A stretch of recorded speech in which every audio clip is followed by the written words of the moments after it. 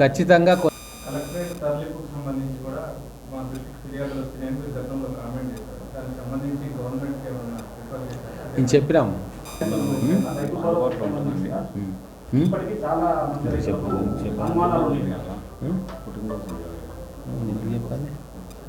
Books ఇస్తారా?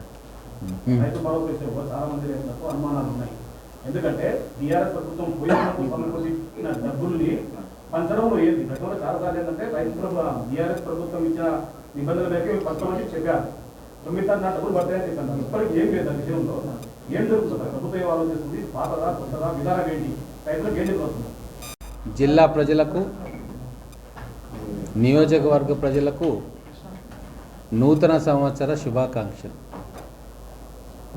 కొత్త సంవత్సరంలో జిల్లా ప్రజలకు అన్ని రకాలుగా మేలు జరిగి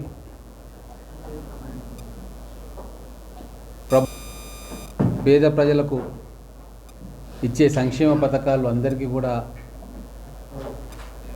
మేమందరం కూడా కోరుకుంటా ఉన్నాం. నా తరఫున, మా కాంగ్రెస్ పార్టీ నాయకులందరి తరఫున, జిల్లా పార్టీ తరఫున నూతన సంవత్సర శుభాకాంక్షలు తెలుపుతా ఉన్నాను. గతంలో ఎమ్మెల్యేగా ఎన్నికైన తర్వాత శాలువాలు, బొకేలు తెస్తున్న అభిమానులకు, కార్యకర్తలకు, పట్టణ ప్రజలకు వినయపూర్వకంగా ఒక విజ్ఞప్తి చేయడం జరిగింది. బొకేలు, శాలువాలు ఉపయోగపడవు. అదే నోటు పుస్తకాలు, పిల్లలు చదువుకునే పుస్తకాలు ఇస్తే పేద పిల్లలకు ఉపయోగపడుతుంది, వాళ్ళందరికీ ఇవ్వచ్చు అని చెప్తే చాలామంది నన్ను కలవడానికి వచ్చిన వాళ్ళు పుస్తకాలు ఇవ్వడం ప్రారంభించింది.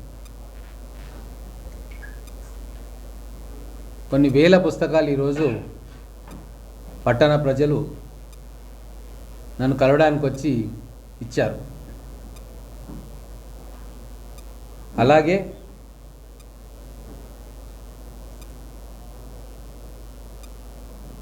గతంలో కూడా మహబూబ్ నగర్ పట్టణం నిండా ఫ్లెక్సీలు పెట్టొద్దు, వీలైనన్ని తక్కువ ఫ్లెక్సీలు మనం పెట్టుకుందాము, చౌరస్తాకు 1, 2 అని చెప్పడం జరిగింది. చాలా వరకు ఫ్లెక్సీలు పెట్టడం కూడా తగ్గిపోయింది. ఏదో అకేషన్స్లో కొంతమంది పెట్టుకుంటున్నారు తప్ప బలవంతంగా ఫ్లెక్సీలు పెట్టించడం కానీ, కూడలి మొత్తం నింపడం కానీ కొద్దిగా ఇంప్రూవ్మెంట్ అయ్యింది మనం. అయితే ఇంకొక విజ్ఞప్తి నేను ఏం చేయదలుచుకున్న నా మిత్రులకు, కార్యకర్తలకు, నాయకులకు, శ్రేయోభిలాషులకు, సింపథైజర్స్కి, దయచేసి రేపు నా పుట్టినరోజు, దయచేసి డబ్బులు ఖర్చు పెట్టకండి. పేపర్ యాడ్స్ మీద కానీ, ఫ్లెక్సీల మీద కానీ డబ్బులు ఖర్చు పెట్టొద్దు. నిజంగా ఏదైనా చేయాలనుకుంటే ఏదైనా నోట్బుక్స్ అవి తెచ్చి మా క్యాంప్ క్యారియర్లో ఇవ్వమని చెప్తా ఉన్నా. ఇప్పటి వరకు కొన్ని వందల పుస్తకాలు వచ్చినాయి. సంక్రాంతి సెలవుల తర్వాత మన నియోజకవర్గంలో ఉన్న ప్రతి విద్యార్థికి కూడా నియోజకవర్గ ప్రజల కానుకగా ఈ పుస్తకాలు మళ్ళీ ఆ పేద విద్యార్థులకు ఇవ్వబోతా ఉన్నాం. కాబట్టి అపీల్ చేయడానికి ఈ ప్రెస్ మీట్ నేను పెడతా ఉన్నా. మా ప్రభుత్వం ప్రాధాన్యత కూడా విద్య, వైద్యం. అందుకే మా దృష్టి కానీ, మా ప్రభుత్వం దృష్టి కానీ, మా ముఖ్యమంత్రి గారి దృష్టి కానీ విద్య, వైద్యం, దాంతోపాటు ఉపాధి, ఈ 3 అంశాల మీద చాలా పెద్ద ఎత్తున ఆలోచనలు చేస్తూ ఉంది. అందులో భాగంగా మహబూబ్ నగర్ పట్టణంలో ఈ కొత్త సంవత్సరం మొదలైంది కాబట్టి మేమందరం కూడా ఒక సంకల్పం తీసుకుంటున్నాం. బాసర IIIT మాదిరిగా ఇక్కడ ఒక విద్యా కేంద్రం ఏర్పాటు కావాలి. అందుకు ఖచ్చితంగా ఎమ్మెల్యేగా నేను కృషి చేస్తా. ముఖ్యమంత్రి గారితో మాట్లాడడం కూడా జరిగింది. స్థలం ఎక్కడ ఉంది అనే విషయంలో కలెక్టర్ గారు మిగతా రెవెన్యూ అధికారులకు కూడా ఆదేశాలు ఇవ్వడం జరిగింది. అలాగే ఒక ఇంజనీరింగ్ కాలేజ్ మహబూబ్ నగర్ పట్టణ ప్రజల కోసం ప్రభుత్వ ఇంజనీరింగ్ కాలేజ్ అది పాలమూరు యూనివర్సిటీకి అనుసంధానంగా పెట్టాలా, లేకుంటే ఇండిపెండెంట్గా జేఎన్టీయూ సహకారంతో పెట్టుకోవాలా, అది ఉన్నత విద్యాశాఖ వాళ్ళు నిర్ణయం తీసుకుంటారు. ప్రభుత్వ డిగ్రీ కాలేజ్ ఇంకొకటి అవసరం ఉంది మహబూబ్నగర్ పట్టణంలో, ముఖ్యంగా మహిళలకు. అది కూడా ఖచ్చితంగా ఈ సంవత్సరం ప్రయత్నం చేయాలి, దాన్ని గ్రౌండింగ్ చేయాలన్న ఆలోచన కూడా ప్రభుత్వానికి ఉంది. విషయానికి వస్తే మన ఉన్న జనరల్ హాస్పిటల్ని స్థాయి పెంచి సూపర్ స్పెషాలిటీ హాస్పిటల్గా తీర్చిదిద్దాలి అని చెప్పి మొన్ననే వైద్య ఆరోగ్య శాఖ మంత్రితో దామోదర్ రాయనరసింహ గారితో కూడా డిస్కషన్ చేయడం జరిగింది. ఇప్పుడు బస్ స్టాండ్ దగ్గర నిర్మాణం అవుతున్న ఆసుపత్రిని అది హైదరాబాద్లో సమీక్ష జరిపి దాన్ని ఆసుపత్రిగానే ఉంచాలనా లేకుంటే ఇంకేదైనా పనికి ఉపయోగించాలా అనేది ప్రభుత్వ పరంగా నిర్ణయం తీసుకుంటారు. ఉపాధి విషయానికి వస్తే హైదరాబాద్లో ఉన్న ప్రముఖ ఐటీ కంపెనీలతోటి మాట్లాడడం జరుగుతూ ఉంది. ఇక్కడ ఐటీ టవర్లో స్పేస్ ఉంది కానీ కంపెనీలు రాలేదు. ఇంకా అక్కడ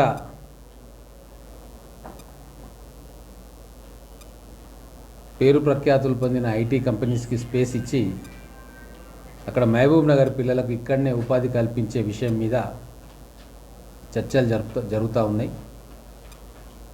ఈ సంవత్సరం ఖచ్చితంగా కొన్ని కంపెనీలు మహబూబ్ నగర్ పిల్లలకు ఉపాధి ఇక్కడనే మహబూబ్ నగర్ పట్టణంలోనే కల్పించే ఏర్పాట్లు కూడా చేసుకుంటూ ఉన్నాయి.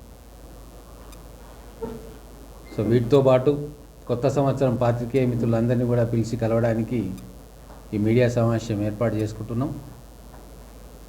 రాబోయే రోజుల్లో అనేక అభివృద్ధి పథకాలు ప్రభుత్వం ద్వారా మనకు మహబూబ్నగర్లో గ్రౌండింగ్ అవబోతూ ఉంది. వాటన్నిటి వివరాలు కూడా భవిష్యత్తులో మీతో పంచుకుంటాం. ఈరోజు ప్రజాపాలన అనూహ్య స్పందన వస్తూ ఉంది ప్రజల నుంచి. ఒక వినూత్న కార్యక్రమం ప్రజల దగ్గరికే పోయి వాళ్ళ అవసరాలు ఏంది అని చెప్పి ప్రభుత్వం తెలుసుకునే కార్యక్రమం జరుగుతూ ఉంది. ఎంతో పారదర్శకంగా దళారీ వ్యవస్థను రూపుమాపేందుకు మొత్తం కుటుంబాల వివరాలు, వాళ్ళకు కావాల్సిన అవసరాలు ఇవన్నీ కూడా ఫీడ్ చేసి గవర్నమెంట్ దగ్గర డేటా ఉంటుంది. ప్రభుత్వం ఏ పథకం ప్రవేశపెట్టినా కూడా ఆ డేటా బ్యాంకు నుంచి ఎవరు అర్హులు ఉన్నారు ఎవరు కారు అని చెప్పి దాంట్లో నుంచి తీసుకొని ఎంక్వైరీ చేసి అర్హులకే పథకాలు అందుతాయి. అలాగే డబుల్ బెడ్రూమ్ విషయంలో చాలా ఘోరాలు జరిగినాయి. రెవెన్యూ యంత్రాంగమే గతంలో ఉన్న వాళ్ళు డబ్బులు తీసుకొని అలాట్మెంట్ చేసిందన్న ఫిర్యాదులు కూడా వచ్చినాయి. ఆ ఫిర్యాదులు చాలా నా దగ్గరకు వస్తే అది కలెక్టర్ గారికి ఇచ్చాము. వారు ఎంక్వైరీ చేసి నిజంగా అవకతవకలు జరిగినాయని తేలితే దోషులను ఖచ్చితంగా శిక్ష పడుతుంది. గతంలో కాంగ్రెస్ గవర్నమెంట్ ఉన్నప్పుడు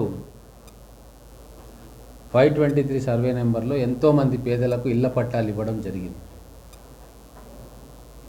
టీఆర్ఎస్ ప్రభుత్వం వచ్చిన తర్వాత ఆ ఇండ్ల పట్టాలను తీసుకొని మీకు డబుల్ బెడ్రూమ్లు కట్టిస్తామని చెప్పి వాళ్ళకి చెప్పడం జరిగింది. సో ప్రభుత్వం ఇచ్చిన మాట ఆ పేదలకు, వాళ్ళ దగ్గర ఉన్న భూమిని తీసుకున్నాం. కాబట్టి ఇప్పుడు ప్రభుత్వాలు ఏమైనా, ప్రభుత్వాలు మారినా ప్రభుత్వం ఇచ్చిన మాట ఎప్పుడు కూడా ఉంటుంది. కాబట్టే కలెక్టర్ గారితో కూడా డిస్కషన్ చేయడం జరిగింది. ఆ ఒరిజినల్ పట్టేదారు లిస్టు, ఎవరికైతే పట్టాలు ఒరిజినల్గా వచ్చినాయో వాళ్ళ లిస్టు తయారు చేసి వాళ్లకు మొదలు డబుల్ బెడ్రూమ్లు వాళ్ళకు కేటాయించాలన్నది నిర్ణయం జరిగింది. ఆ కేటాయించిన తర్వాత మిగిలిన డబుల్ బెడ్రూమ్లు ఏమైనా మిగిలితే అది అర్హులకు కేటాయించాలి అని చెప్పి కలెక్టర్ గారితో, ఆర్టీఓ గారితో డిస్కషన్ చేసినాం. రాబోయే రోజుల్లో పూర్తిగా ఎంక్వైరీ చేసి అర్హులెవరో అనర్హులెవరో అధికార యంత్రాంగం గెలుస్తుంది. మేము రాజకీయ నాయకుల ప్రమేయం ఏమి ఉండదు.